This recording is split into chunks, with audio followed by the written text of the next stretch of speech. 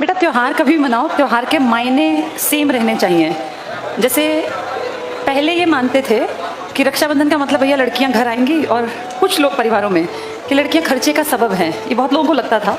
पर आज लड़कियां पढ़ लिख के जब काबिल बन जाती हैं, जब फाइनेंशियली इंडिपेंडेंट हो जाती है ना बेटा, तो इस त्यौहार के अलग मायने हैं। फिर ये ज़्यादा खूबसूरत लगता है, क्योंकि तब मन में ये कभी नहीं आता कि कोई हमसे लेने आ रहा है।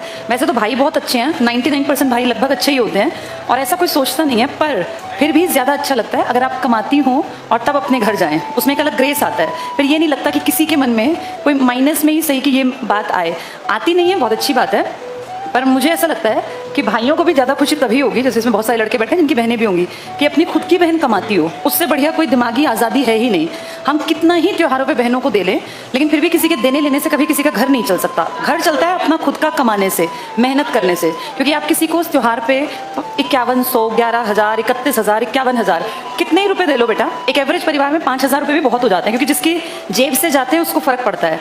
तो इससे पूरा नहीं पड़ता, और मार्केट में 5,000 का सामान आज पॉलिथिन्स में आ जाता है। तो इसलिए सबसे बेहतर है कि भैया अपना खुद पढ़ें लिखें, मेहनत करें और काबिल बने।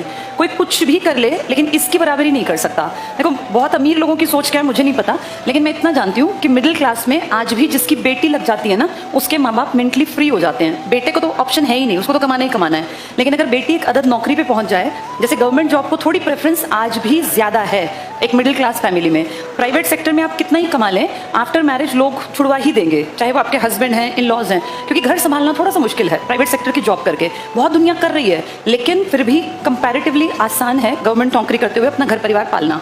और हम कितने भी एडवांस्ड हो जाएं बेटा, कुछ जिम्मेदारी प्रकृति ने औरतों को और आदमियों को दे रखी है जो उनको निभानी पड़ेंगी। हम इक्वालिटी की बातें करते बहुत अच्छे लगते हैं, और फेमिनिज्म की बातें करते बड़े अच्छे लगते हैं कि भैया ये फेमिनिस्ट हैं, लेकिन कुछ चीज़ें अगर हम अपने आप को देखें अपने परिवार में, जैसे घर में बच्चे की ज़्यादा केयर हमारी माँ ही कर पाई हमेशा। चाहे हम कितनी एडवांस्ड बन जाएं, लड़कियां कमाने लग गई, लेकिन तुम देखो बीमार जब बच्चा होता है तो बाप दादी कोई पकड़े वो चुप नहीं होगा। और माँ के गोद में आते ही बीमार बच्चा कितना ही परेशान हो, वो कंपैरेटिवली जल्दी रिलैक्स्ड फील करता है, उसको ज़्यादा अच्छा लगता है। भाई प्रकृति ने जिम्मेदारी दी है, हम इससे भाग नहीं सकते। और बराबरी का ये कतई मतलब नहीं है कि हम ये काम नहीं करेंगे। बराबरी का मतलब है एक खूबसूरत समाज जिसमें जिम्मेदारियाँ रिजिडिटी के साथ ना हो कि ये सिर्फ तेरा काम है, लेकिन दोनों मिलजुल के काम करें। वो हस्बैंड वाइफ के रूप में हो सकता है, वो घर परिवार की जिम्मेदारी उठाने के रूप में हो सकता है। तो ये विचारधारा, ये सोच बदलने का टाइम है कि त्योहारों पे महज अपनी बहन के घर तक हम 5,000 रुपए दे आएं तो वो पूरा हो जाएगा।